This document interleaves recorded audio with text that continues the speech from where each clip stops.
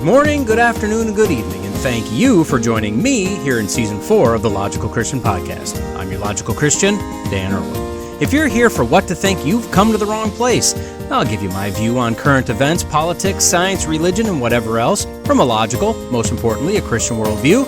But this is more about how to think. Don't just accept what you're told, ask questions and dig deep. Links for the material are in the notes if you'd like to follow along, and with that, let's go be logical Christians.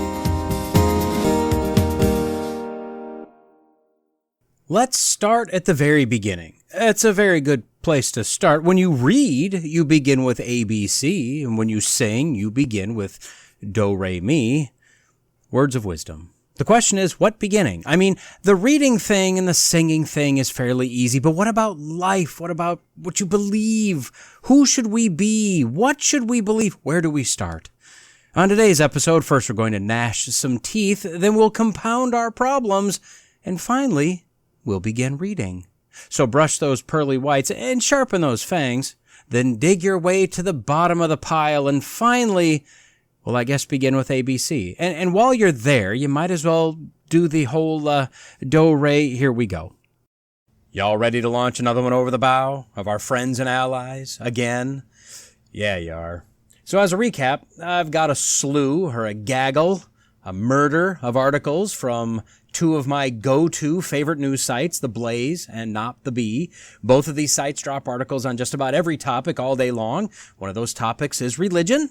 Now, Not the Bee has its roots in Protestant Christianity of some flavor, so it's not surprising that they have a religious theme to at least some of their stuff. But The Blaze, well, that's really a political site. As of the last year-ish, they've kind of expanded their media empire to start writing on sports and lifestyle and religion. The problem is that when you have a diverse group of contributors, speaking of both websites, you'll get a diverse range of religious opinions. And that's what I've got here, a plethora of religion-based articles that have been stacking up that I want to cover. Now, don't get me wrong, I'm not saying don't use these sites. I'm not even saying that all these articles are bad. In fact, some of them should be fine or pretty good. I'm just trying to point out that we need to be in full discernment mode, even with sites and people we trust. Now, I've mentioned that I listen to the Glenn Beck radio program every day. I listen for the stupid humor and the politics, mostly, but more and more, Glenn has been venturing into the world of religion. As a matter of fact, this weekend, he just released yet another show special on Saturday about the Shroud of Turin, and that just drives me crazy. The problem is, he's a Mormon, which in many ways sounds just like Protestant Christianity, but is definitely not Protestant biblical Christianity. And more I hear people calling in or commenting on his show or social media posts who are obviously claiming Christianity, and yet they're in full agreement with the sometimes kind of wackadoodle ideas he comes up with. Even worse, he's got a few Christians who seem to be pretty solid that work with him, or at least work for The Blaze, and he'll have men as guests who claim Christianity, men that are well known in Protestant circles who just sit there and nod and agree with him on what he comes up with. See, we can't just paint with a broad brush and say, hey, this guy's trustworthy, so I'm going to trust him on everything. And that's the point of this little series, to illustrate the reality that in all things we must be discerning. That applies to your favorite pastors and teachers, your personal pastor, who I hope is at least in that group of your favorites, media personalities, YouTubers or content creators on whatever platform, and podcasters, including me. This is why you have an open invitation to contact me and let me know if you think I blew it on something. Look, iron sharpens iron. So last time we covered an article on orthodoxy and how the author claimed that that was the one true, correct, accurate religion because of tradition and structure. Not the gospel or Christ so much, but tradition and structure. That was an interesting one to dig into, at least I thought. Today, we're going to address another theory, again, found on theblaze.com, headline, Christianity needs a church with teeth. And the image used for this article is, and I looked this up, don't think for a second that I just know this kind of stuff, the Driving of the Merchants from the Temple. That's the title, painted around 1600 by the Italian Reformist painter, either Scarsellino or Ippolito Scarsella. Duolingo's coming in handy right there. It's an interesting painting. A lot of women and children and animals. I guess selling the animals for the sacrifice, right, in the temple, maybe. Only one man in there, not seeing any tables. It appears that Jesus, with his glowing head, of course, is about to whip the snot out of some lady kneeling by what appears to be a small cage with a few ducks. I mean, look, it's an impressive painting. I couldn't have painted this. I just don't think it's the one I would have chosen to say that Christianity needed a church with teeth. Take that, duck lady! Whap! Our author seems to be fairly young, describes himself as, quote, your average Bible-believing Christian. Okay, take his word for it, unless he proves different. He's got another article about why evolution is fake. I like that. And about how Jesus Christ cares about politics, but he put little quotes around politics, so I'm not really sure what he's getting at. Didn't read it. So we'll start with the assumption that he's just your average Bible-believing Christian. Now, before we dive into the article, let me give you my first impression based on his title alone. Yep, I agree. I think the church does need more teeth. Now let's see if he and I and you all agree as to what exactly that might mean. He starts his article with, quote, Christians are meant to operate in the here and now, not hover above reality in some ethereal sense of well-being. That's a good sentence. He's right. We know that we exist in this world, that we have work to do in this world, but we are not, nor are we to be, of the world, and in no way did God tell us to live in our spiritual towers while looking down on all the little hell-bound pagans as we sip our holy water and snack on our manna. If we're the hands and feet of Jesus, we need to get down in it, right? Not sit around and wait for God to rescue us. He then asks what the church is to you. Quote, do you go to church to feel closer to God? Is it your sanctuary in a world that's hurtling deeper and deeper into hell? Does the church make you feel safe? And then makes the assertion, quote, what if I told you the church isn't the church? That it can't functionally act as the body of Christ? Not anymore, at least. Okay, well now my hackles, whatever those might be, have gotten up, I think. Something doesn't feel right about that statement. Now, I've got to admit, the kid does have a way with words. Quote, the church today is nothing more than a pretty ornament on a burning Christmas tree. And then he states that the church is only here today to make people feel good, which, no, I mean, it's not entirely true, although we've spoken about the seeker-sensitive churches or the growing number of woke, social gospel, social justice type churches. And yes, those churches do mainly exist to just make people feel comfortable in their personal, humanist, sinful beliefs. He says that people who go to church get a sense of spirituality, but that term means nothing. He says, quote, it's a feeling you feel when you tell yourself Jesus lives in your heart. Okay, I mean, again, he's not wrong. That's a phrase that we all learn as young Christians, but it's not in the Bible. It's just a very clunky way of speaking of salvation. Probably doesn't need to be used in general, but I don't know that that equates to a worthless sense of spirituality. Then he gets to what I believe his premise is. Quote, you wonder why the moral foundations of the world are crumbling? It's because the church serves as little more than a refuge from a world falling apart. It's seen as a place of escape rather than the institution of power and influence. He then asserts that the church was meant to shape the world and transform it. And was it? I mean, I'm not so sure about that. He said that Jesus was the Word made flesh, not just some, quote, disembodied notion of spirituality, which I guess is why he's saying the church should be in the world also, because Jesus was. Not really sure yet what he's driving at here. He then speaks of the history of the church. There was a time when it used to have teeth.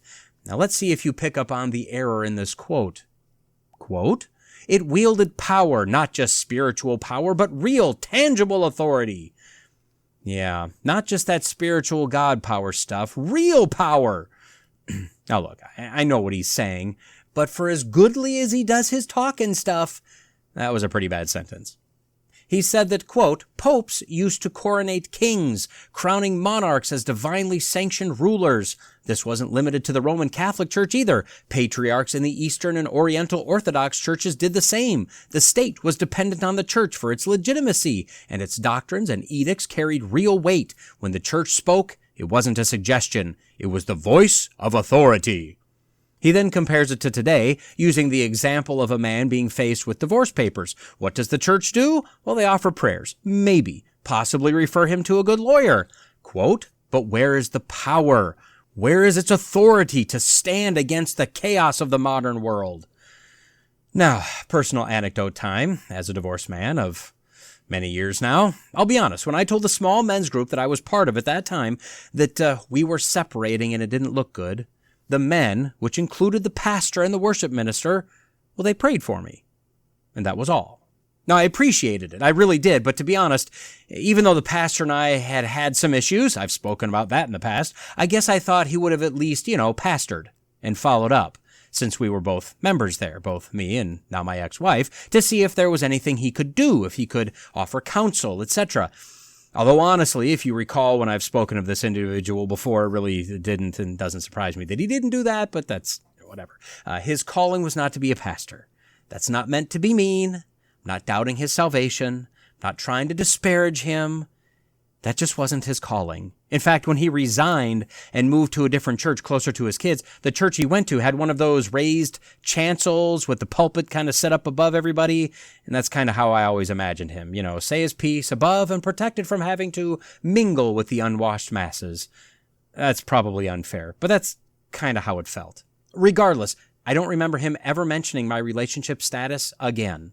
And yes, that was a little sore spot for me. I don't think it still is, but it definitely was. But now, that said, beyond prayer, beyond counseling, what was he expected to do? He held no authority to force us to stay together. He could have enacted church discipline, although he would not have done that, but he could have done that. But still, he can't force us to stay together. Our author quotes a professor as saying that the church today has no capability of providing solutions, quote, to the very real crises its members face. And I don't think I agree. I think that the church has many ways that can help members face the crises of today. It's called the Bible.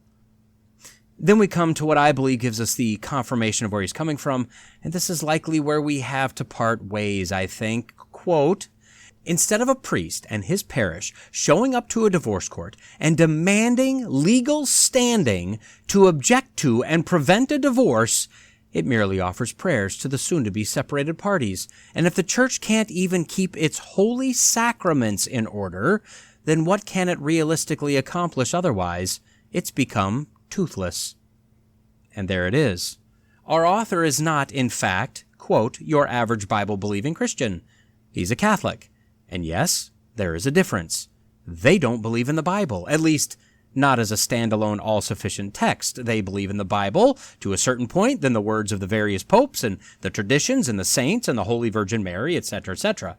Now he wraps up his article with this, quote, this decline from authority to ornamentation is at the heart of why our society is crumbling. The church has abdicated its role as the moral and spiritual backbone of civilization. It has retreated into vague notions of spirituality and feel-good sermons rather than engaging with the world and asserting its rightful place within it. Until the church reclaims its authority, until it once again becomes the church, it will remain nothing more than a relic of what it was meant to be. The question isn't what happened to society. The question is, why did we separate the church from society?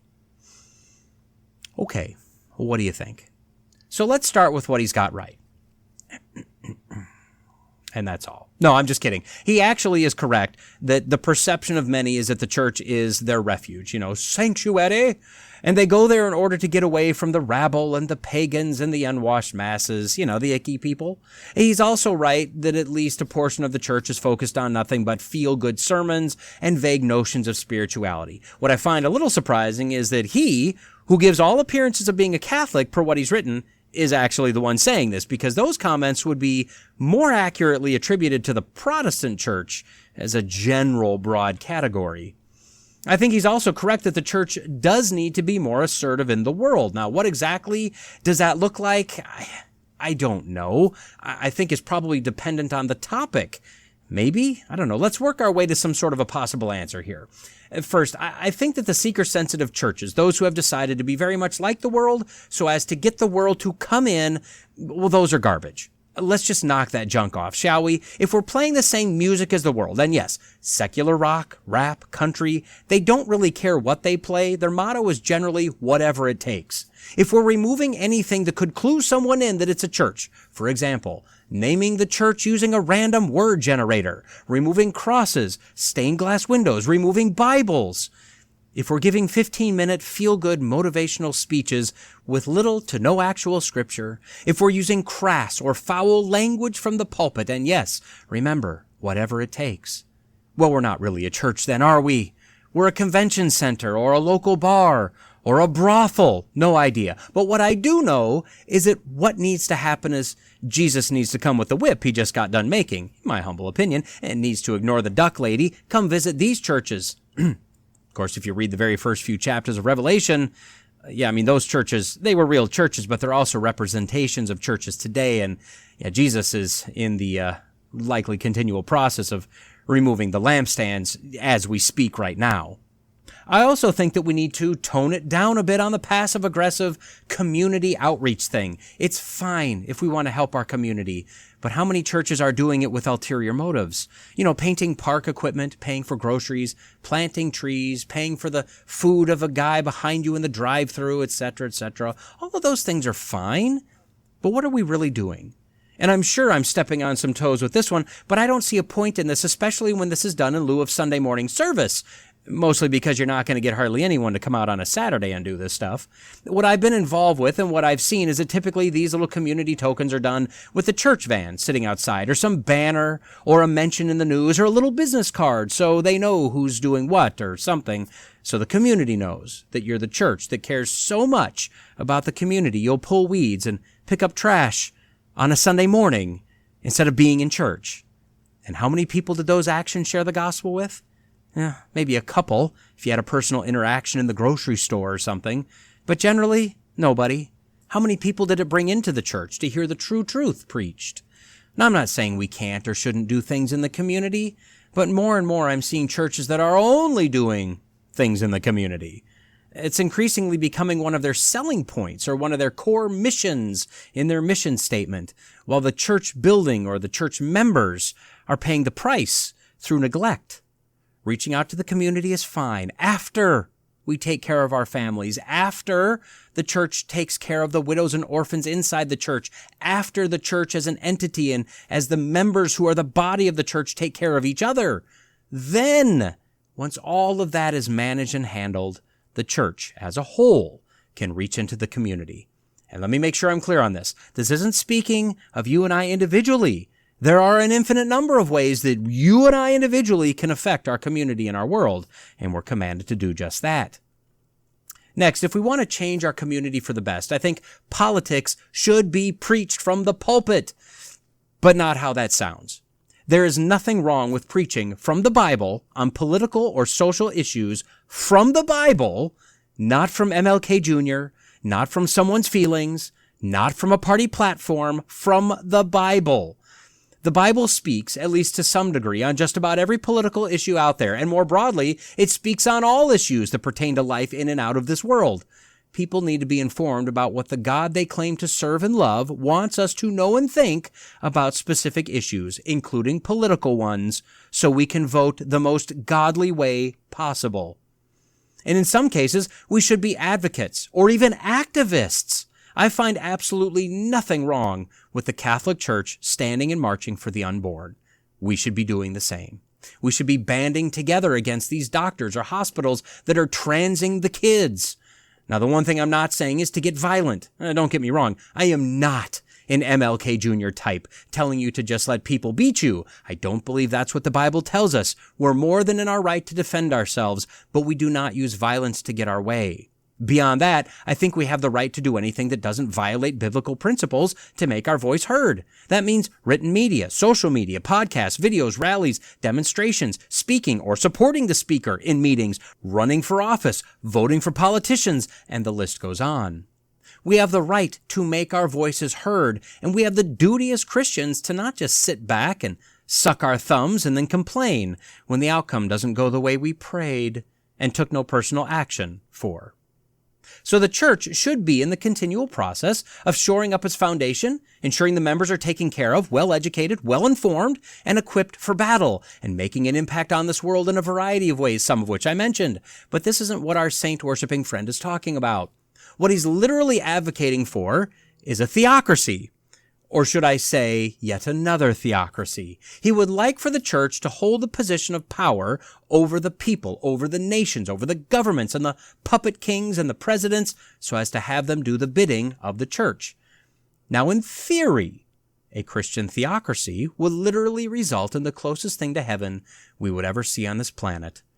Problem is, you and I don't live in a theory. We live in reality, and reality is full of greed, pride, lust, murder, and all sorts of sinful human nature. This is why there has never been a theocracy that worked.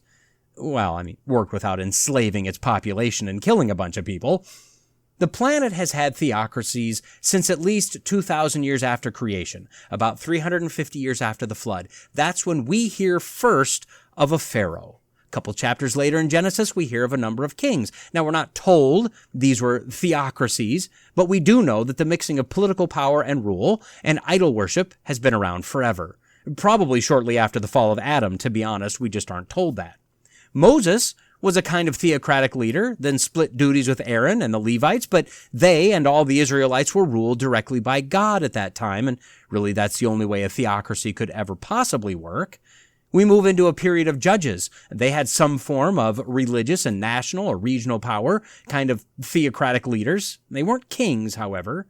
Then we get to Saul, the first king, and David and the rest, that really, it wasn't a theocracy, as the king held the power and the priest managed the laws of God. Even Saul and his entire line was removed from being king after he performed a sacrifice that Samuel, arguably the last judge, was supposed to do. The New Testament brings us the Pharisees and the Sadducees. They were a kind of theocratic rule, as they ruled through self-proclaimed religious mandate, but political rule wasn't really a thing the Jews had, as they were ruled by other nations, but as much as they did, the Pharisees and Sadducees kind of took on that role. Then Jesus came, claiming to be the Christ, the Son of God, the Messiah. But although many wanted him to rescue Israel from foreign rule and take a seat on an earthly throne to rule as the theocratic ruler, prophet, priest, and king, well, that wasn't his mission on this earth, at least not on that first go-around. And then within a century or so, things kind of started falling apart for the Christian church, eventually resulting in a pope. The secular world crowned their kings to rule the people, but the pope, gaining power, wound up ruling the king. And these were the times of burning alleged heretics, burning witches, the Crusades, the Inquisition, and the like. This was rule with an iron fist under the premise of God's authority. This was not good, and as time went on, it got worse and worse. The Protestants broke away, and at least for a time, we could say they ruled as somewhat a theocracy, as the Puritans, the Pilgrims, had kind of a mixture of their secular and religious rule. That lasted into the forming of the colonies in the United States, at least sort of, but eventually the secular rule and the religious institutions split back apart, associated with each other, intermingled even to some degree, but not a singular entity. According to Bing Copilot, that's Microsoft's version of AI, I have a list here of theocracies through history. Some ancient theocracies. We have ancient Egypt. You had pharaohs were considered gods or godlike figures. Ancient Israel and Judah, governed by religious leaders and prophets. Ancient Japan, emperors were believed to be descendants of the sun goddess Amaterasu. Tibet, ruled by the Dalai Lama, considered both a spiritual and political leader. Ancient China, emperors were seen as the sons of heaven with divine right to rule. Then we move into the medieval and early modern theocracies, the papal states ruled by the Pope in central Italy, the Islamic caliphates, various caliphates, including the Umayyad and Abbasid caliphates, were governed by religious leaders. The Byzantine Empire, while not a pure theocracy, the emperor was seen as God's representative on earth. We do have theocracies today. The Collector.com at the end of 2023 only named 4 current theocracies. We have the Vatican City. And the Pope is the head of the Catholic Church across the world, but he's also the monarch of the Vatican City. He rules the approximately 2/10 of a square mile and about 750 people as the theocratic leader. Probably not a great example of the dangers of a theocracy, although through the Pope we can see the dangers of having some elite religious figure who claims to speak for God. Next is Iran. Although it's labeled a republic, it's really a theocracy ruled by an ayatollah as a supreme leader, combination of religious and political rule per the mandate of Islamic law as they await the reappearance of the 12th imam, who will come and rule with an unmerciful, pitiless iron rod, destroying all the enemies of Islam and bringing all humanity into submission. Third is Afghanistan. Most recently, after Joe Biden and his cadre of incompetent military boobs, the country has reverted back to the rule under the Taliban, another theocratic Islamic state. And fourth is Saudi Arabia, again a supreme leader from one family line for the last 300 years, acts as both the political and spiritual leader, again an Islamic nation. Now, Microsoft's Copilot added two more. Mauritania, while transitioning, it still has strong theocratic elements in its governance. And Yemen, governed by a combination of tribal and religious leaders. Now, we could go back and investigate each of these theocracies and watch as they collapse under their own theocratic weight. They're not able to perform both religious and political duties, especially with false religions, and capture the people's hearts. Most theocracies end up enslaving or brutalizing other nations, and oftentimes their own people. And really, although there are a few others, the Muslims are the only group that really have theocratically ruled nation states these days. Of course, there are different flavors of Islam. You got the peaceful Muslims, those who believe in much more freedom, higher levels of equality, infidels like the rest of us. Then you have what have been incorrectly termed the extremist Muslims, who are actually the fundamentalists, the Muslims who are literally following their text, who rule through fear, intimidation, and brutality. I would argue that there are a few other theocracies out there as well. Basically, anything communist. Communism is an atheistic system, so people wouldn't normally call them a theocracy, but atheism is a religion. They are a theocracy. In fact, you have got to have at least as much faith, if not more, to look around you and decide that everything started by chance than you do to believe that there's an omnipotent God who created everything. So countries like Russia, China, North Korea, they're all communist. I'd argue that each of those countries are theocratic, as the ruler of the nation politically is usually the one who's mandating atheism across the country. In fact, as reported on multiple outlets just recently, North Korea has decided that if you'd like to get a divorce, that's fine. But you're going to be sent to a labor camp, the man and the woman, both parties, regardless of the circumstances. Now, before this change to the mandate, only the person who initiated the divorce was punished in some way, usually by being sent to the camp. They made this change because the birth rate is too low, so they want to use threats in order to keep people married so that more babies are born. Now, do you recall what our author said about divorce? Quote, instead of a priest in his parish showing up to a divorce court and demanding legal standing to object and prevent a divorce, it merely offers prayers to the soon-to-be separated parties. Okay, so tell me the difference between what the author is advocating and what they're doing in North Korea. I mean, yeah, the reasoning is coming from a different place. One is using a threat of brutality. One is being done by a church or a pastor or a priest. But the end result is the same. It's a supreme authority making life decisions for you based on what they believe or desire. And maybe you think this would be an excellent thing for a priest to do. I do not. The problem is that we live in a broken, fallen world. There are many problems with a theocratic state. We see a big one with the Muslim theocracies. It's in full display here. Not everyone believes like the ruler does. The author of this article would like a theocracy with the church having teeth. Teeth are not what we're told to use in the Bible. The reality is that we, Christians, can't expect the unsaved world to act like saved people. Shoot, I mean, it's hard enough for saved people to act like saved people. But as we see in the Muslim nations, the only way to deal with that is convert or die, or teeth. This is akin to the little boy who is told to sit down or else, so he sits down. Then he looks at you and says, I may be sitting on the outside, but I'm standing on the inside. There's no way to force someone to convert. They can claim it, they can go through the motions, but the only being who could force someone to do something internally is God. That's not how God operates, at least not in that fashion.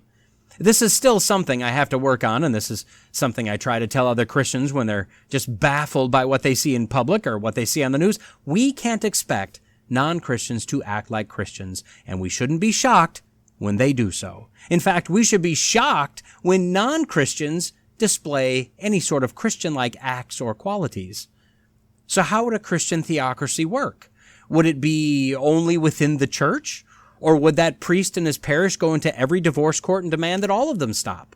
And I would guess our author would say that it would only be that church, to which I would add, at first, because in no way would a church theocracy, a Christian entity, given some social and political powers, stop there. It would turn into a showdown. Who's in charge, the Pope or the King? And we've seen this one before. Now, I can understand the frustration of this author, as I'm sure you can. We look around this broken mess of a world and we see pain and chaos, injustice. In a word, we see sin. If only the church held more power, if they only had more teeth, that would fix it. Even if that was only in governing the lives of their parishioners, we'd show the world, we'd fix the world. But no, it wouldn't work, because it can't work. I mean, let's ignore the Catholics, ignore the Pope, who is no more a Christian than Satan is. Let's take the best Christian pastor you can think of. No, wait, no, not him. He's a heretic. Not him either. Have you even heard his eschatology? Definitely not her. Hers can't be pastors. Let's be clear on that one. And away we'd go with that. But let's just say that we could all agree on a Protestant Pope. Someone to raise up to religious and political power. Our president theocrat. Well, he's a fallen, sinful, depraved man. He's a sinner saved by grace. He's fallible. It is literally impossible for this world to have a theocratic government that works, because that's a role that only Jesus can fill. And he will, one day, starting in Revelation 21. Then I saw a new heaven and a new earth, for the first heaven and the first earth passed away, and there is no longer any sea. And I saw the holy city, New Jerusalem, coming down out of heaven from God, made ready as a bride adorned for her husband. And I heard a loud voice from the throne, saying, Behold, the tabernacles of God is among men, and he will dwell among them, and they shall be his people, and God himself will be among them. And he will wipe away every tear from their eyes, and there will no longer be any death. There will no longer be any mourning or crying or pain. The first things passed away. And he who sits on the throne said, Behold, I am making all things new. And he said, Write, for these words are faithful and true. Then he said to me, They are done. I am the Alpha and the Omega, the beginning and the end. I will give to the one who thirsts from the spring of water of life without cost. He who overcomes will inherit these things, and I will be his God, and he will be my son. But for the cowardly and unbelieving and abominable and murderers and sexually immoral persons and sorcerers and idolaters and all liars, their part will be in the lake that burns with fire and brimstone, which is the second death. Then one of the 7 angels, who had the 7 bowls full of the 7 last plagues, came and spoke with me, saying, Come here, I will show you the bride, the wife of the Lamb. And he carried me away in the Spirit to a great and high mountain, and showed me the holy city Jerusalem, coming down out of heaven from God, having the glory of God. Her brilliance was like precious stone, as a stone of crystal clear jasper. And then it goes on with a description of the holy city, and I'll let you read that part on your own. And I saw no sanctuary in it, for the Lord God the Almighty and the Lamb are its sanctuary, and the city has no need of the sun or of the moon to shine on it, for the glory of God has illumined it, and its lamp is the Lamb. And the nations will walk by its light, and the kings of the earth will bring their glory into it, and the gates will never be closed by day, for there will be no night there. And they will bring the glory and the honor of the nations into it, and nothing defiled, and no one who practices abomination and lying shall ever come into it, but only those whose names are written in the Lamb's book of life. Then he showed me a river of the water of life, bright as crystal, coming from the throne of God and of the Lamb. In the middle of its street, on either side of the river, was the tree of life, bearing 12 kinds of fruit, yielding its fruit every month. And the leaves of the tree were for the healing of the nations. And there will no longer be any curse, and the throne of God and of the Lamb will be in it, and his slaves will serve him. And they will see his face, and his name will be on their foreheads. And there will no longer be any night, and they will not have need of the light of a lamp, nor the light of the sun, because the Lord God will illumine them, and they will reign forever and ever. And he said to me, These words are faithful and true, and the Lord, the God of the spirits of the prophets, sent his angel to show to his slaves the things which must soon take place. And behold, I am coming quickly. Blessed is he who keeps the words of the prophecy of this book. I, John, am the one who was hearing and seeing these things. And when I heard and saw, I fell down to worship at the feet of the angel who showed me these things. But he said to me, Do not do that. I am a fellow slave with you and your brothers, the prophets, and with those who keep the words of this book. Worship God. And he said to me, Do not seal up the words of the prophecy of this book, for the time is near. Let the one who does unrighteousness still do unrighteousness. Let the one who is filthy still be filthy. Let the one who is righteous still do righteousness, and the one who is holy still keep himself holy. Behold, I am coming quickly, and my reward is with me, to render to every man according to his work. I am the Alpha and the Omega, the first and the last, the beginning and the end. Blessed are those who wash their robes, so that they may have the authority to the tree of life and may enter by the gates into the city. Outside are the dogs and the sorcerers and the sexually immoral persons and the murderers and the idolaters and everyone who loves and practices lying. I, Jesus, sent my angel to bear witness to you of these things for the churches. I am the root and the descendant of David, the bright morning star. And the Spirit and the bride say, Come. And let the one who hears say, Come. And let the one who is thirsty come. Let the one who wishes receive the water of life without cost. I bear witness to everyone who hears the words of the prophecy of this book. If anyone adds to them, God will add to him the plagues which are written in this book. And if anyone takes away from the words of the book of this prophecy, God will take away his part from the tree of life and from the holy city which are written in this book. He who bears witness to these things says, Yes, I am coming quickly. Amen. Come, Lord Jesus. The grace of the Lord Jesus be with all. Amen. Now, how much of that is figurative? How much of that is literal?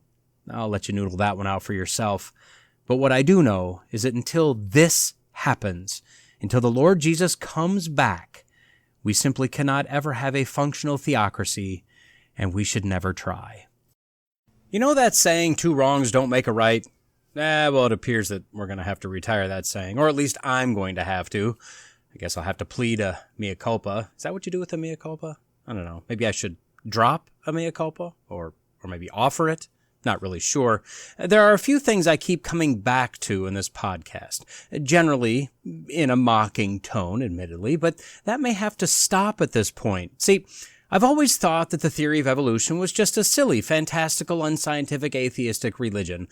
And the latest craze, artificial intelligence, which it seems just everyone is freaking out about, well, I see it as kind of an overhyped MacGuffin that will eventually collapse under its own weight and uselessness.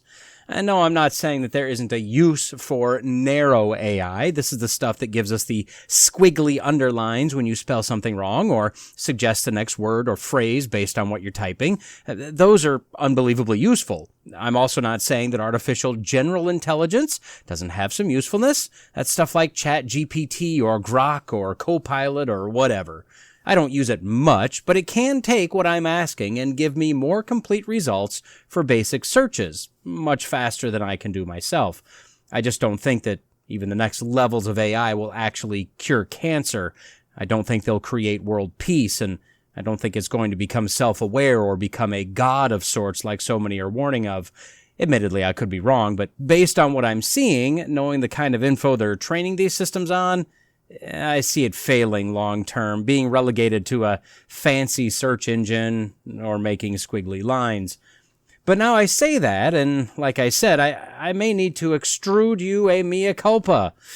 See, found on popularmechanics.com and many other places, headline, Scientists just used AI to simulate 500 million years of evolution. And the cycle is complete. Or the student has become the master. Or something like that. So what's happened here? Now, admittedly, this gets pretty technical. I'm going to do my best to try to understand basically what they did, and then try to explain it. So this may go poorly, but there's at least a chance it won't. So, I mean, you feeling lucky? I mean, I am, so let's go. A lot of O's there. A number of years ago, late 20-teens, it appears, a company was formed and named Evolutionary Scale. This is an AI company founded by former Meta engineers. Remember that Meta is the parent company of Facebook or something like that. And it's backed by Amazon and NVIDIA. In 2019, they developed an AI system named Evolutionary Scale Model 1, or ESM1. This is essentially another large language model, or LLM, which is what systems like ChatGPT are. They're built with the intention of taking in massive amounts of data, compiling that data, and spitting out results. This one specifically is focused on biology, evolution, and the like. So it sounds like, unlike ChatGPT, which is trained on a wide range of general information, this one is trained on a large amount of a specific kind of information. The author points out that these LLM AI systems can be very useful in, quote, developing novel therapies or uncovering mysteries of evolutionary biology. And in this case, ESM-1 was created with the specific purpose of uncovering those evolutionary mysteries in biology. Even more specifically, this system was designed with the express purpose of feeding in massive amounts of data, which includes known, quote, protein sequences, structures, and annotations, so that it can crunch the numbers, as it were, and spit out newly created proteins. Now, this may beg the question, what are proteins? We've likely all heard of protein, which we generally think of as meat, along with some seeds and beans, cheese, and yogurts. Not all of them, just some. But proteins is different than protein, although protein is made up of proteins. Since this is our topic, using DuckDuckGo's AI Assist, that's their AI model for DuckDuckGo, we learned that, quote, proteins are large, complex molecules made up of long chains of amino acids, which perform a wide range of functions in living organisms, including catalyzing metabolic reactions, providing structure to cells, and transporting molecules. They are essential for the structure, function, and regulation of the body's tissues and organs.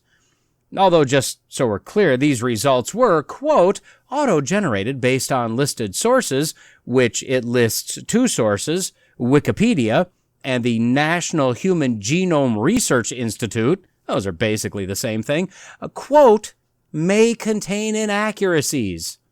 And then following up with a second question of what are amino acids, we're told this, quote, amino acids are organic compounds that serve as the building blocks of proteins. Each amino acid consists of a central carbon atom, an amino group, a carboxyl group, a hydrogen atom, and a variable side chain, R group, that determines the specific properties of each amino acid. There are 20 standard amino acids that combine in various sequences to form proteins, and they play crucial roles in various biological processes, including metabolism, cell signaling, and the immune response. Some amino acids are classified as essential, meaning they must be obtained through the diet, while others are non-essential and can be synthesized by the body. Now, from an evolutionary standpoint, these are kind of the holy grail. See, in order for you and I to exist, these amino acids needed to form. They needed to then create the correct proteins, which would then continue through evolutionary magic to create you and I. Now, quite a while ago, I covered the Miller-Urey experiment. This took place in 1953 by scientists of the same last name as the experiment. I know, pretty clever. With the intent of creating amino acids, thus proving that amino acids could have formed spontaneously. Right. So intelligent beings, the scientists, set up a very controlled experiment in order to prove something could happen by chance. Makes perfect sense, right? They essentially set up some sort of contraption that kind of looked like the still that Hawkeye and Trapper set up in their tent in the TV show MASH in order to manufacture these spontaneous amino acids. And guess what? They did. They absolutely created some amino acids. So there you go. Evolution. Problem was, besides the obvious issue that it was an intelligent being that created the amino acids, the experiment yielded only a few kinds of amino acids, not enough, not the right kinds of amino acids, nothing that would have actually existed or lived, quote unquote, past their creation if it wasn't for the scientists. And there weren't enough of these amino acids, the right kinds or enough of them to create the proteins that would then go on to create the living organisms like, you or I or anything and everything. It was a complete failure, of which the scientific community and even today many science textbooks point to as proof of evolution. Okay, so we follow this rabbit trail. Let's head back onto the main path. The LLM, ESM-1, was created to feed in massive amounts of data, including known protein sequences, structures, and annotations, in order to get AI to use all that info and create theoretical new proteins. At least in part, it was created to do that. And why? I don't know. Maybe as we work through this article, they'll tell us what the point of this might be. Moving forward in time, now 2024, and evolutionary scale is on their third generation of model, cleverly named ESM-3. and doing the same thing as before. ESM3 has, quote, generated a new green fluorescent protein, or GFP, similar to those found in bioluminescent fish. Now, we've spent a lot of time discussing the AR part of the article here. Now it's time to tie that back in with evolution. See, what they did to create this GFP is they fed in 771 billion tokens, which are apparently, per techradar.com, quote, a unit of data that AI models use to break down and make sense of language, from 3.15 billion known, and you should hear that as already created, protein sequences. And by doing that, quote, the model successfully simulated 500 million years of evolution to arrive at the new protein. Boom goes the evolutionary and artificial intelligence dynamite, and my mea culpa will be exuded from me to you shortly. From here, they jump into a bit of sales pitch for ESM3, saying that this model, quote, takes a step toward a future of biology where AI is a tool to engineer from first principles the way we engineer structures, machines, and microchips and write computer programs. First principles, those are just what they sound like. They're the building blocks that can't be broken down farther.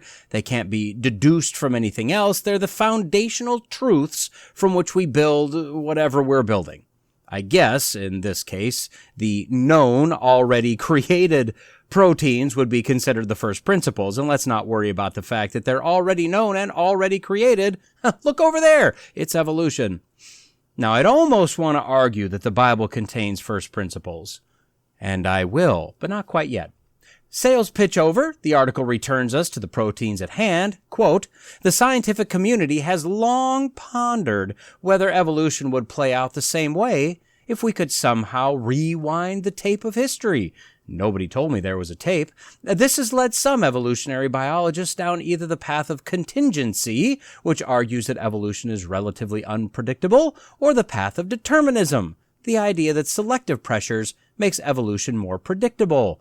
Now, I'd probably throw in something like maybe fantasy, arguing evolution is completely made up, or religion, arguing that evolution is really a religion and not a good one unto itself.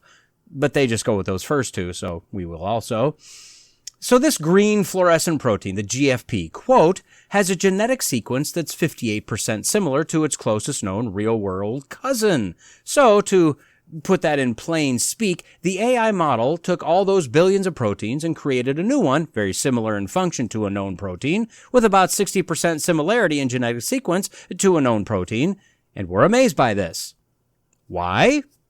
I don't know. That's exactly what I would expect AI to do. You look at what it's been fed, look at what it was told to do, and then evolve a new protein so it did what it was asked to do. And this is probably my favorite sentence, quote, by comparing this to the rate of diversification found in nature, the scientists estimate that for this protein to have occurred naturally, it would have taken roughly 500 million years of evolution, starting from the point of last common ancestor with that cousin and ending with its current form. And this, my friends, is where we firmly planted our feet into the fantasy of evolution. To state this very simply, here's what they're saying. Our AI model just modeled 500 million years of evolution. Amazing. How do you know that? Well, because that's what we think it did. But why do you think it did that? Because our AI model just modeled 500 million years of evolution. But how do you know that? Because that's what we think it did. And this could go on until we all go crazy. See, this is circular logic, and this is used in the theory of evolution all the time. What these scientists did is look at how many iterations this AI model told them it used in order to get from what it knew to what it fabricated out of thin air. The scientists, so-called, then looked at what we literally observe today in the world of microevolution, which are small changes within the kinds, but not changing from one kind of thing to another kind of thing, noting how fast those micro changes occur in nature, did some math, and Bob's your uncle 500 million years to go through that many iterations, if it were to happen naturally. This, let me remind you, is science.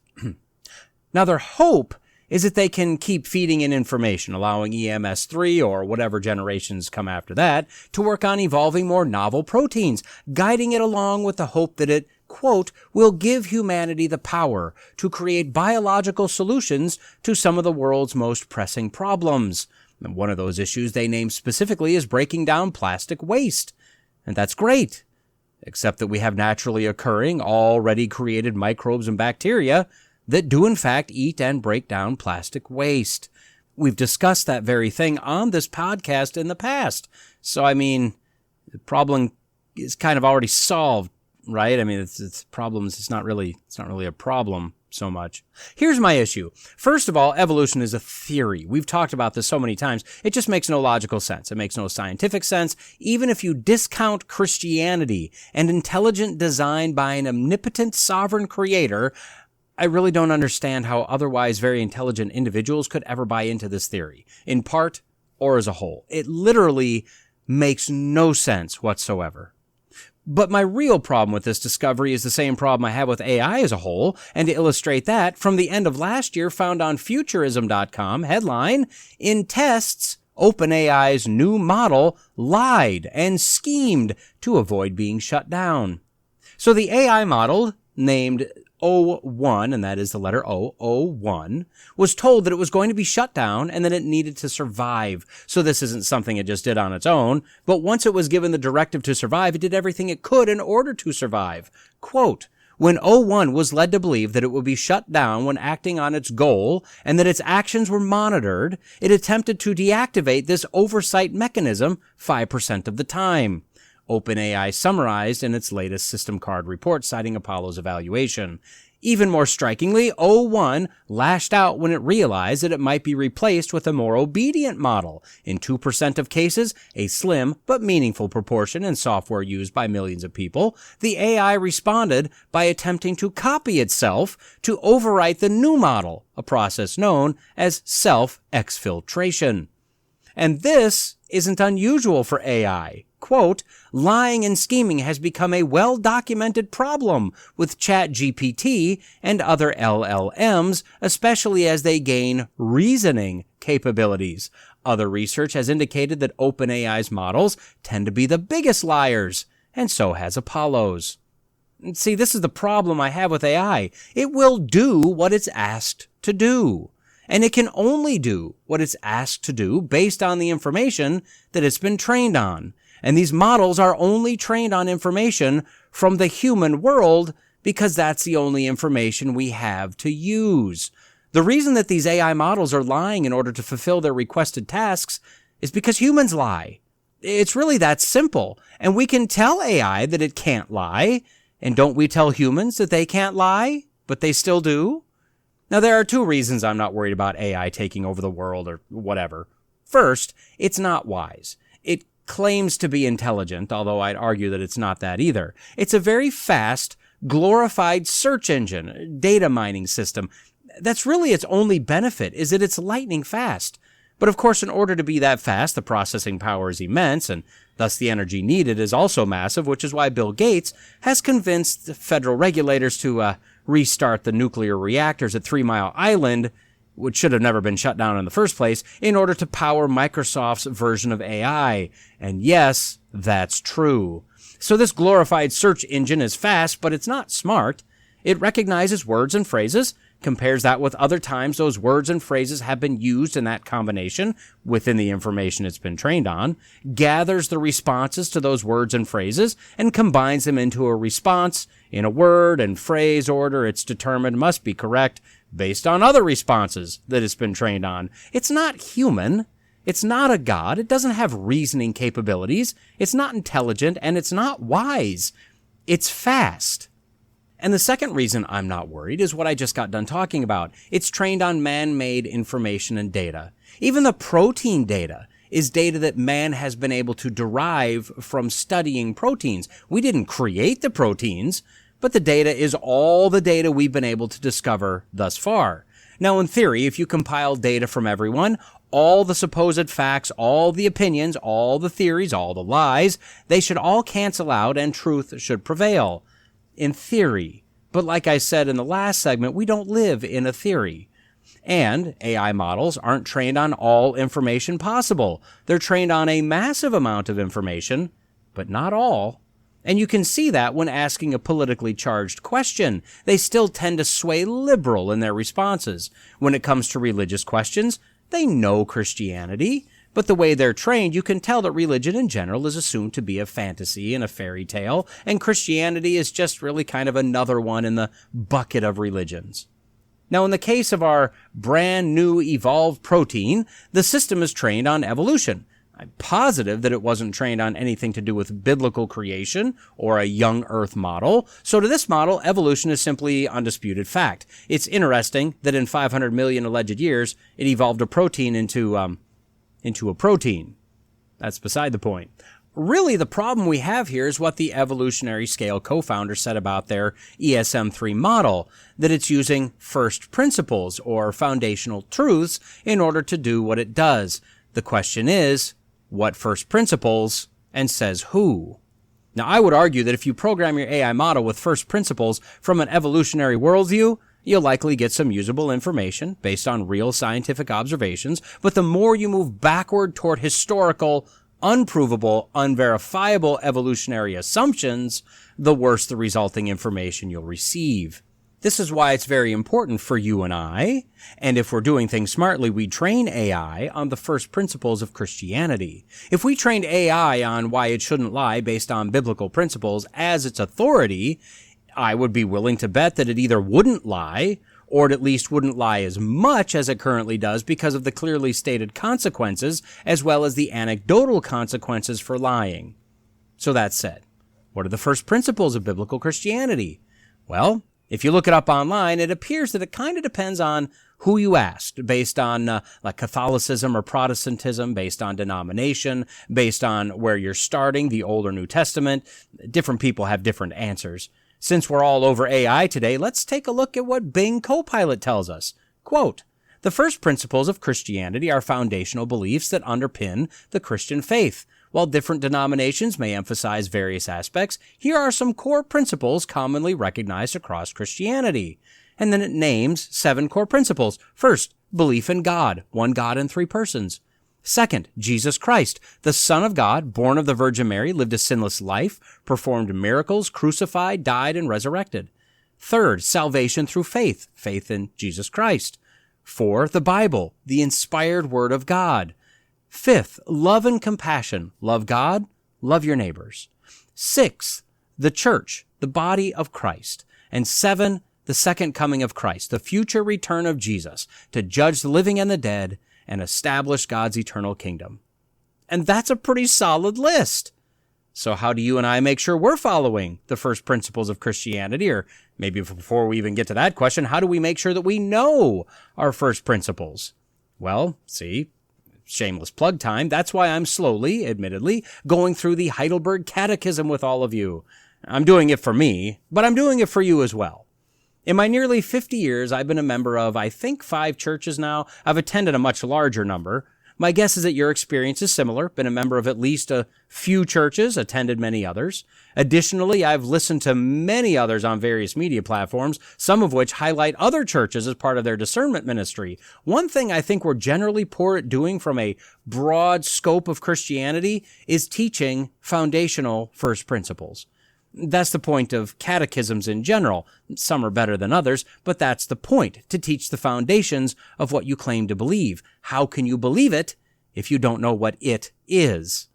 What I've found in my time is that the pastors are typically beholden to the calendar. Each holiday, real or Hallmark, requires a sermon created specifically for that topic. Each major holiday has basically the same 2 to 5 messages preached, and the rest of the year it's either a sermon series based on some sort of topical something, or it's the same kind of messages based on the same handful of major biblical stories, just told over and over and over again year after year.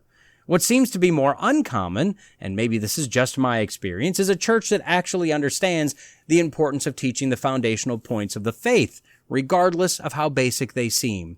Now, hopefully your church is doing that. My church touches on a point or two from a number of different catechisms each week. But this is why I'm covering the Heidelberg, and this is why, at least in part, I'm doing the Reading with Dan podcast on Thursday. I'm doing this for you, but don't tell anyone. I'm doing this for me. I know that evolution is silly, a religion based on a hatred for God and a complete fairy tale, because I understand the creation narrative as described in the Bible, a foundational principle, if you will. I understand that what we see in nature matches with what we're told in the Bible much better than it does with an absolute mess of a theory, which is what evolution is. I'm also not worried about AI destroying humanity or the planet or all of us being merged with AI like some kind of Cyberman, if you're familiar with Doctor Who, because I understand who the Bible says God is and who it says we are and what it says about the end of time, at least well enough to know that this isn't something we need to be afraid of. And I believe I know that AI will never be what so many are fearing because it doesn't use unwavering first principles as given to us by the Bible. In fact, if you discuss with AI the topic of Christianity as foundational, as true, as the only true system of belief, well, it'll acknowledge you, but it will always come back to telling you we must all get along and respect what others believe. And yes, that's true, but not if it goes counter to our true foundation, and not if doing that and getting along and respecting other beliefs sends them to hell. So, I guess I was going to submit my application for a mea culpa, but at this point I think I'll retract that. Evolution, still a stupid theory. AI, still grossly compromised and nothing but a glorified search engine or data miner. And God, still on the throne. Jesus, still the Savior of his children, the Holy Spirit, still the Helper, the one who seals our salvation, and the Bible, still God's infallible word of true truth. Okay, next up in our rotation of stuff, we've got Danny's book review. This is installment, 11 is the first one for 2025, but for continuity, we'll call it 11, whatever.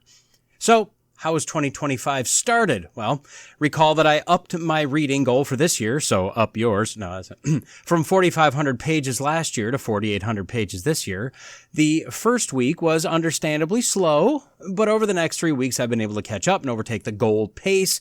So as of the end of January, I'm at 384 pages read. That's about 8% of my annual goal. It's another fast start like it was last year, and I learned last year that's apparently going to be vital if I'm going to hit my goal by the end of the year, because we're going to run into things that are going to slow us down. Now, for today, I've got 3 books to review. One of them I finished at the end of last year, one I was about halfway through and finished it this year, and one I read this year in its entirety. So let's go in order. The first book in this review is entitled, Learn a Lot While You Sit on the Pot. Now, there are, I think, approximately infinity bathroom readers at this point that you can choose from, and they're all basically organized the same. They've got some major topics under which they have a number of short chapters, each one containing a number of short tomes about some interesting facts related to the chapter topic, and all of those, of course, relate to the parent topic, and then they all go in the book while you sit on the pot. I don't buy these books. They just don't really catch my attention, generally speaking. Not opposed to them, they just don't. But at the same time, I do find them interesting because it's just kind of mass quantities of micro-learning. So my kid got me this one as part of my Christmas gifts from her, and as these are generally quick reads, I thought I could probably get it done in however many days it was, 8-ish maybe, before we left to go spend the holidays with family. So I took the title to heart, mostly, and here comes too much information. I sat on that pot and did, in fact, learn a lot. So this book had 17 parent topics, 79 chapters, probably, if I'm to guess, 300 plus facts, all crammed into 136 pages. It covered just a massive number of things. Some of it I knew, I've heard before. Much of it I didn't. I'm not sure how much knowledge I've retained. Knowing me, probably not much. Poof, gone. But no doubt some pieces of knowledge found a way to wedge themselves into my calcified, cholesterol-addled brain meat, most likely to come out when someone starts telling me about something and I'm like, I'm pretty sure I've heard that before, but I'll have no idea from where or when. Now, for the all-important part of this whole thing here, would I recommend this book? Look, these are fun, quick, interesting type books. I think anyone could read these books and learn in a fun-sized way. As there are, like I said, infinity of those out there. This one is written by Jack Haynes. I'll put a link in the notes as always. I definitely recommend the book. There were a few so-called facts that had to do with evolutionary stuff. I just rolled my eyes and chuckled a little bit at that, moved on with life. But overall, how could I not recommend a book like this? Okay, the next book was one of the books, if you recall at the end of last year, that I was hoping I could wrap up before vacation. Unfortunately, with stuff going on at the house, stuff going on at work, it just wasn't going to happen. In fact, it wasn't even really that close. I had about 100 pages I had to finish up this year, which is about half of the book. Now, for you math purists out there with a touch of OCD, like me, let me make it very clear that I did not take credit for the pages I read in 2024. Those nearly 100 pages went on 2024's total, and the nearly 100 pages I finished this year went on 2025 alone. I don't need anyone calling me a liar. Yeah, you know who you are. And truth be told, I don't know who you are, but if you just felt a twinge of guilt when I said that, then it's you, so stop it. I'm not a liar. Now, this book is entitled Islam from the Viewpoint of the Bible. And wow, was this an interesting book. Now, this is a German book, and as you know, based on my fluency in German, I read the English version. Nein, I speak no German. It was originally written in 2017, with the first English version being published a year later. The author is Hilmer von Erlenberg, and he wrote a fantastic book. Now, here's the kicker. Finding this in English is apparently impossible. I honestly don't remember where I bought this. I know I've had it sitting on the shelf for a while. My best guess is that I might have bought it from Answers in Genesis, maybe, on one of my trips to the Creation Museum or the Ark Encounter. I bought a lot of books, but my last time there has been a good number of years ago, so I just don't remember anymore. And they don't have it. I looked on their site. Amazon doesn't have it. Looking it up on Google only gives me German results. You can get it on German Amazon, but only in, you guessed it, German. You can get it on Kindle, say it with me here, but only in German. I'm going to put a link for Goodreads and for the listing on German Amazon in the notes. I honestly don't know where to find this book. I couldn't even find it on eBay. And, I mean, to be honest, it's really sad for us uncivilized only English speakers, because this is a great book.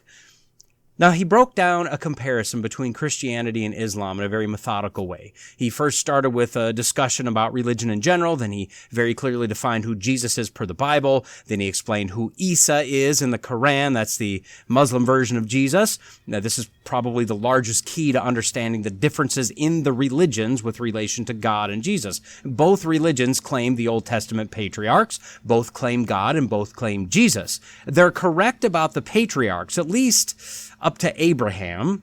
They both have a knowledge of who they call God, and there are definitely differences, don't get me wrong, but the massive differences really start to show themselves when we start discussing Jesus. And that's what he does next. Now that he's described both per their own religious texts, he then compares them. Then he moves into the debate over whether Islam is peaceful or radical. I'll come back to that in a moment. He goes through a thorough discussion about what the Quran is missing as compared to the Bible, and then he selects some major topics and just kind of does a comparison between the two beliefs. There is so much good in this book. I really kind of wish I had been underlining or highlighting stuff as I went, but honestly, I would have massive chunks of this book underlined almost entirely, so I'm not sure really would have done me a whole lot of good anyway. What I did do, as I was about 3/4 of the way through the book, is put a few post-it notes on a few pages in order to remind me of where a few things are so I could tell you. So let me give you some quotes and some information that maybe you've kind of wondered about. In the discussion about Islam being peaceful or radical, when you hear of Islam or Muslims spoken of in the media, you'll hear about Muslims, then you'll hear about the radical or the fundamentalist or the extremist Muslims. Whenever this kind of discussion comes up, I've made it very clear that when you're a fundamentalist, it means you believe your governing text and you're following it as closely as possible. You're holding true to the fundamentals. Now, I don't know why this is such a negative term. This is actually a very positive term in relation to what you purport to believe. I, for instance, am a fundamentalist Christian, and I hope that you are too. I believe the Bible in its entirety. I believe in the laws, the mandates, Jesus and his entire life, his death, his resurrection. I believe in 6 days of creation. I believe in the flood. I believe Jesus is coming back and that death and sin will be banished and God's elect will live forever with him in a remade earth and our glorified bodies.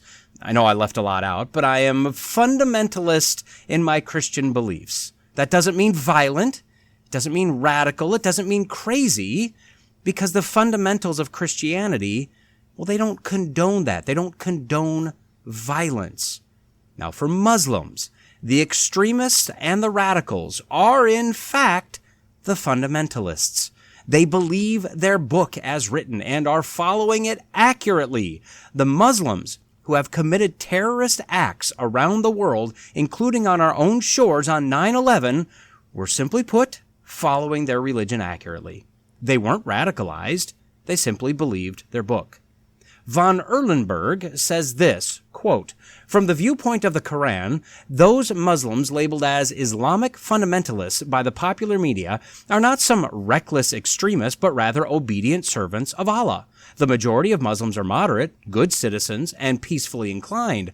But from the Quran's viewpoint, these are despised as disobedient cowards and rebels on whom the wrath of Allah rests."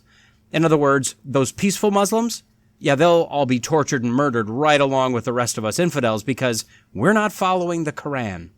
He goes on to state, and I'm selecting kind of pertinent parts out of this paragraph here, quote, 1.6 billion Muslims live on this earth today. Most of them are peaceful people. About 75% of Muslims are peaceful. Granted, that is a lot, but the number of radical Muslims still represents 240 to 400 million people prepared to sacrifice their lives for the destruction of Western civilization. This number is noteworthy insofar as it is of the same order of magnitude as the entire population of the USA.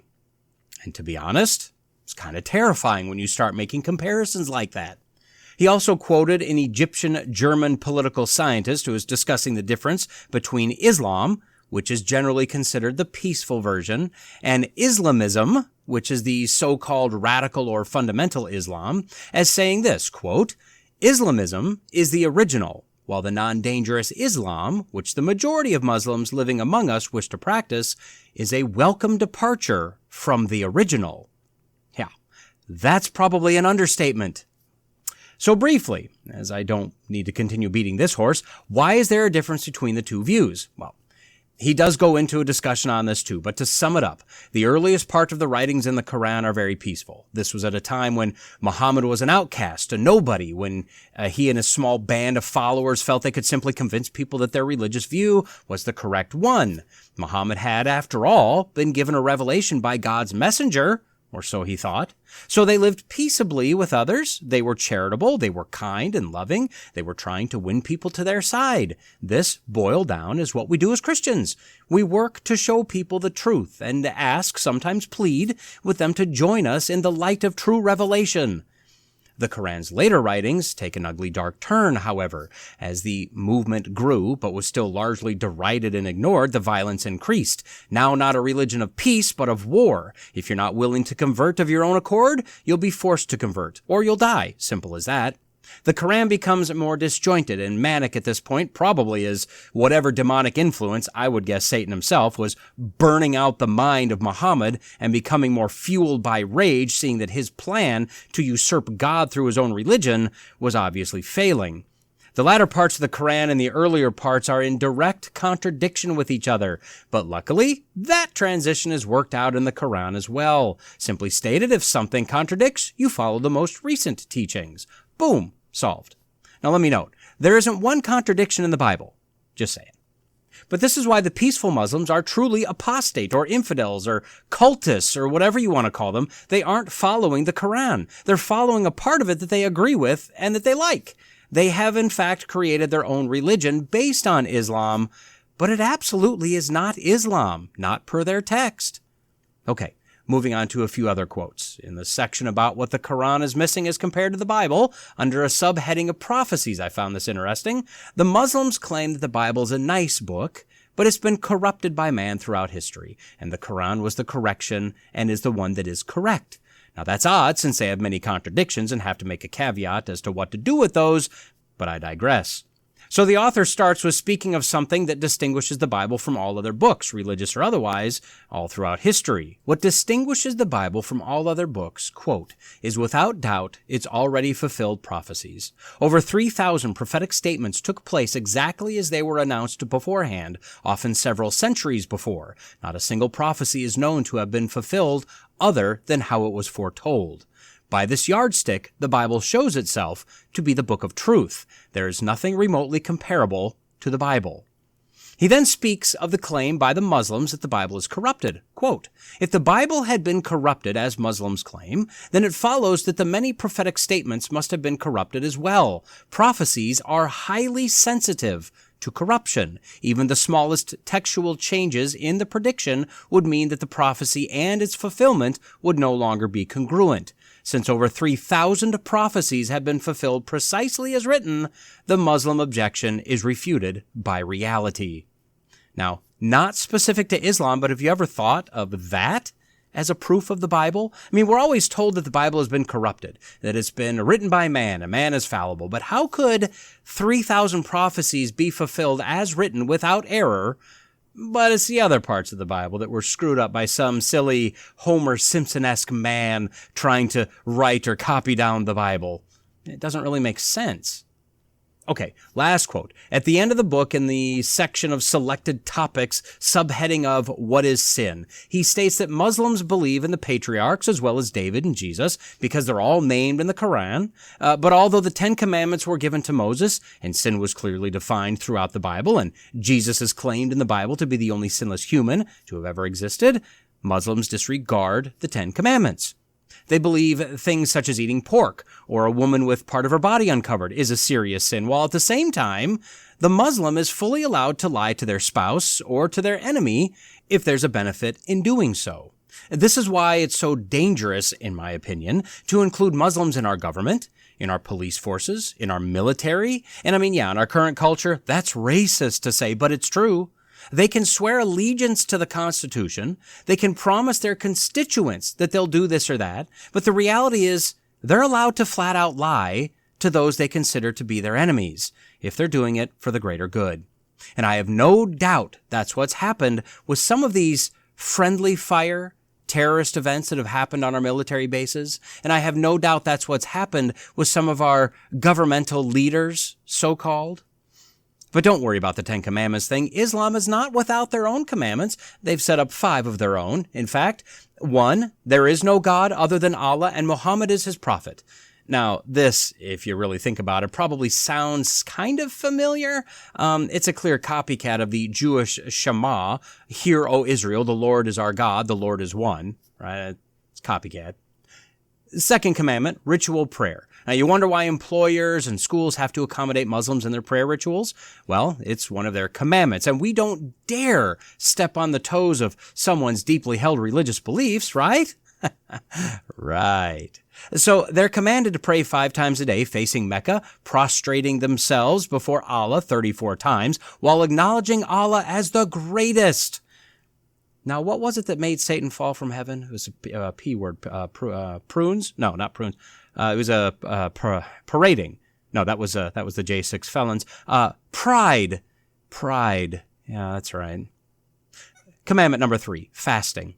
1 month every year, they are commanded to fast from just before sunrise until just after sunset. I don't know, nothing wrong with fasting, but, we're given the option to fast in the Bible. We're told good things. We know that there are health benefits, but they're commanded to fast for a month every year.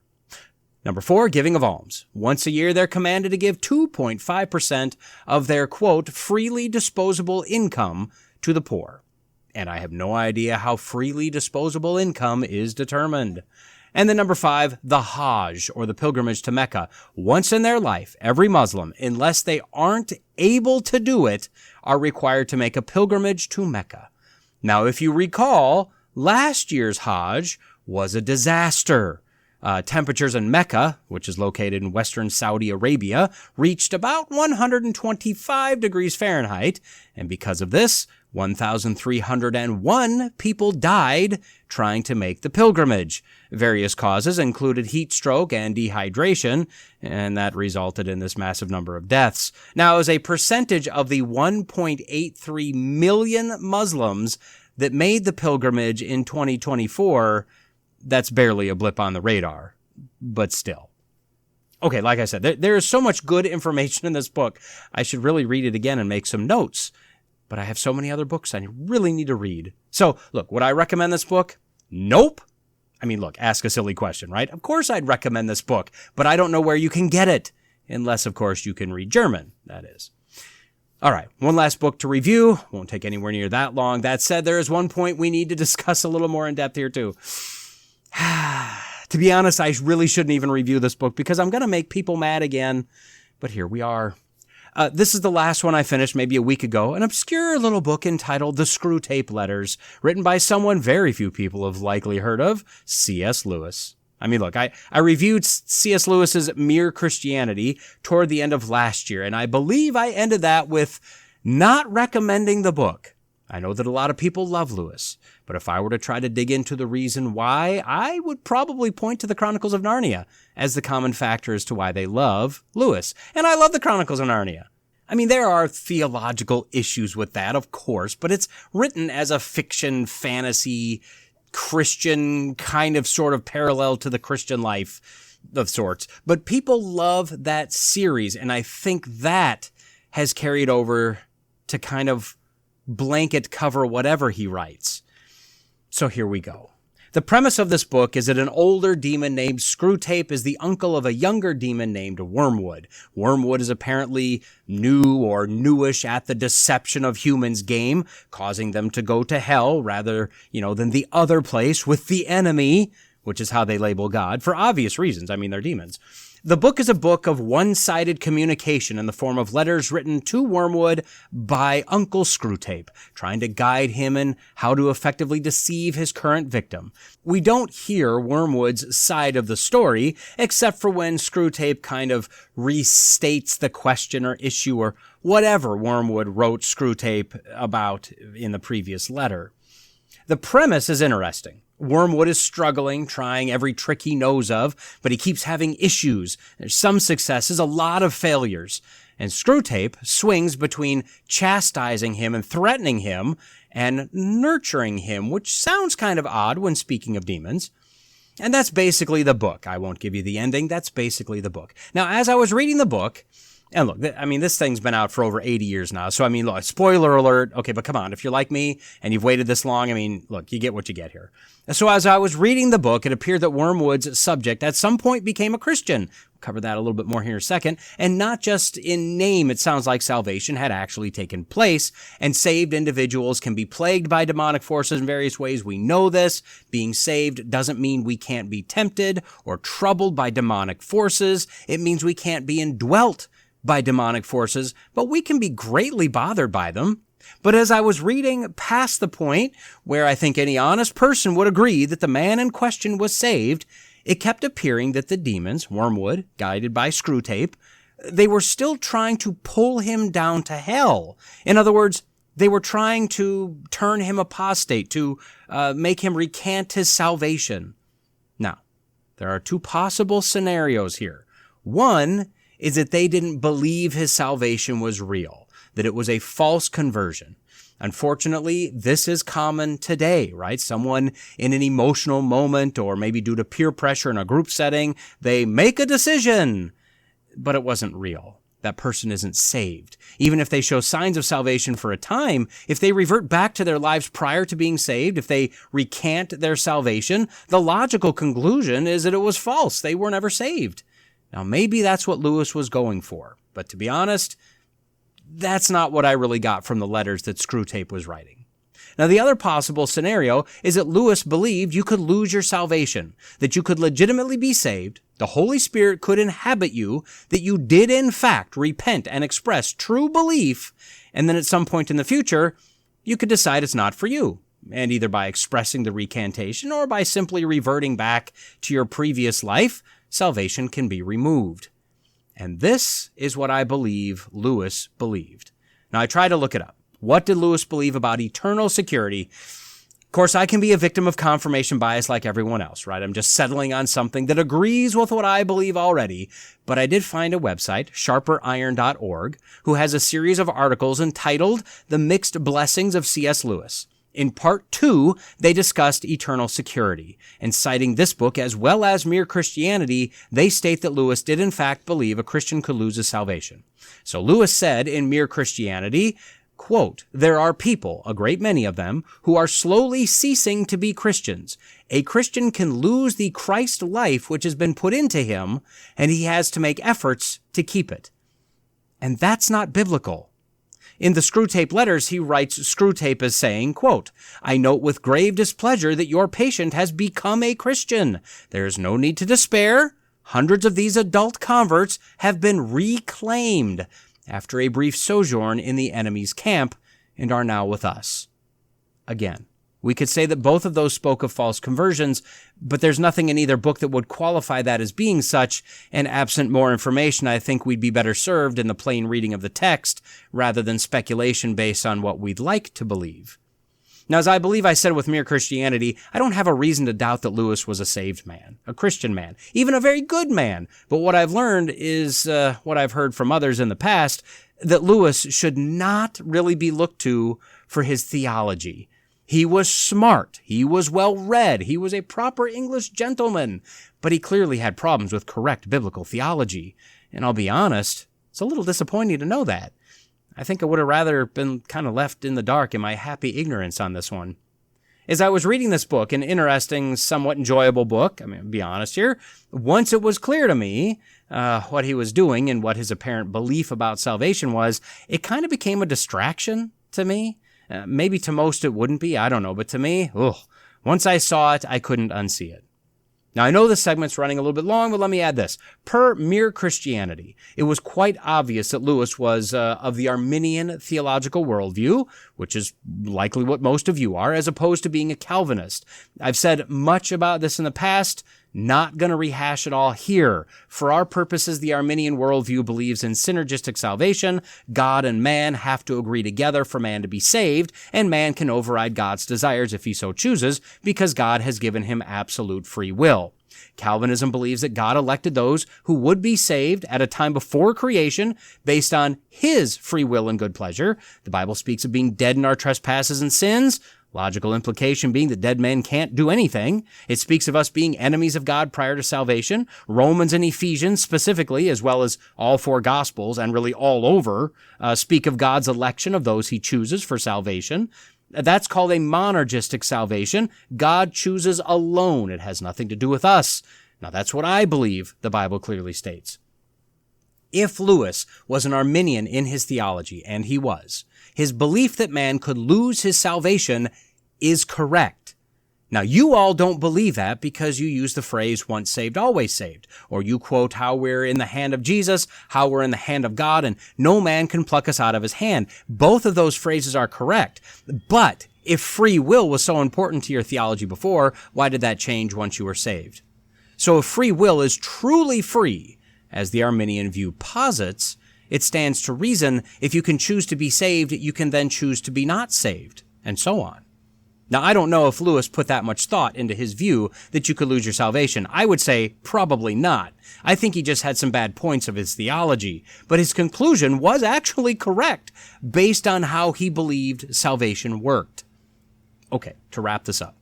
Would I recommend this book, The Screwtape Letters? Yeah, with caution.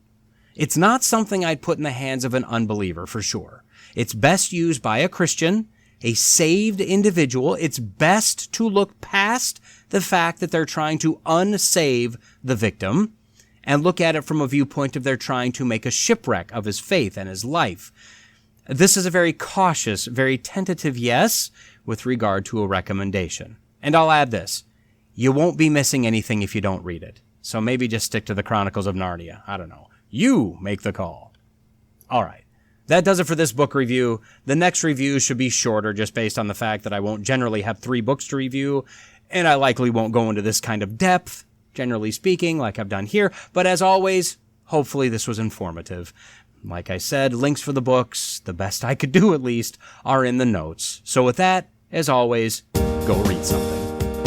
Well, we've reached the end of this episode of the Logical Christian Podcast. I know, I'm not happy about it either. If you found value in this podcast, like, rate, review, and share if you wouldn't mind. Don't forget to check the show notes for links and contact info. Against logic, there is no armor like ignorance. Lawrence J. Peter. If you abide in my word, you are truly my disciples, and you will know the truth, and the truth will set you free. Jesus. So stay in the word, stay logical, stay faithful, and until next time, God bless.